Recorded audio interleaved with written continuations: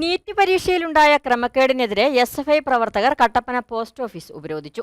SFI ജില്ലാ joint secretary Arunkumar സമരം ഉദ്ഘാടനം ചെയ്തു. നീറ്റ് പരീക്ഷയിൽ ക്രമക്കേട് നടത്തിയതിലൂടെ സാധാരണ വിദ്യാർത്ഥികളാണ് വലഞ്ഞത്. സാധാരണ കുട്ടികളെ സമൂഹത്തിന്റെ മുഖ്യധാരയിൽ എത്തിക്കാതിരിക്കാനാണ് പരീക്ഷയിൽ ക്രമക്കേട് നടത്തിയത്. കുട്ടികളുടെ ഭാവി അവതാളത്തിലാക്കുന്ന നടപടിയാണ് കേന്ദ്ര സർക്കാർ സ്വീകരിച്ചതെന്നും സമരം ഉദ്ഘാടനം ചെയ്ത അരുൺകുമാർ പറഞ്ഞു. ഏറ്റവും അടിസ്ഥാന വർഗത്തെ മുമ്പോട്ട് കൊണ്ടുവരാതിരിക്കാൻ വേണ്ടിയിട്ടുള്ള രാഷ്ട്രീയ നിലപാട് കൂടിയാണ് ഇവിടെ BJP മുമ്പോട്ട് വെക്കുന്നത്. നമുക്കറിയാം, രാജ്യത്ത് പുതിയൊരു ദേശീയ വിദ്യാഭ്യാസ നയം മുമ്പോട്ട് വെക്കുന്നുണ്ട്.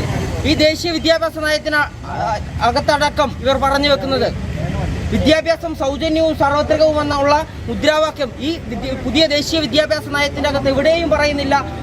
പരീക്ഷയിൽ ക്രമക്കേട് നടന്നതിന്റെ ഉത്തരവാദിത്വം ഏറ്റെടുത്ത് കേന്ദ്ര വിദ്യാഭ്യാസ മന്ത്രി രാജിവെക്കുക, പരീക്ഷ എഴുതിയ കുട്ടികൾക്ക് നഷ്ടപരിഹാരം നൽകുക തുടങ്ങിയ ആവശ്യം ഉന്നയിച്ച് സംസ്ഥാന വ്യാപകമായി വിദ്യാഭ്യാസ ബന്ദ് പ്രഖ്യാപിച്ചിരിക്കുകയാണ്. ഇതിന്റെ ഭാഗമായിട്ടാണ് കട്ടപ്പന പോസ്റ്റ് ഓഫീസ് പടിക്കൽ ഉപരോധം സംഘടിപ്പിച്ചത്. ഉപരോധത്തിന് മുന്നോടിയായി ടൗണിൽ പ്രതിഷേധ പ്രകടനം നടന്നു.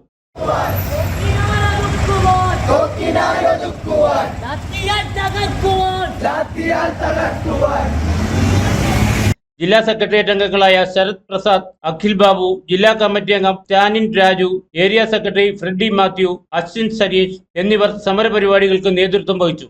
Idukki vision news, Kattappana.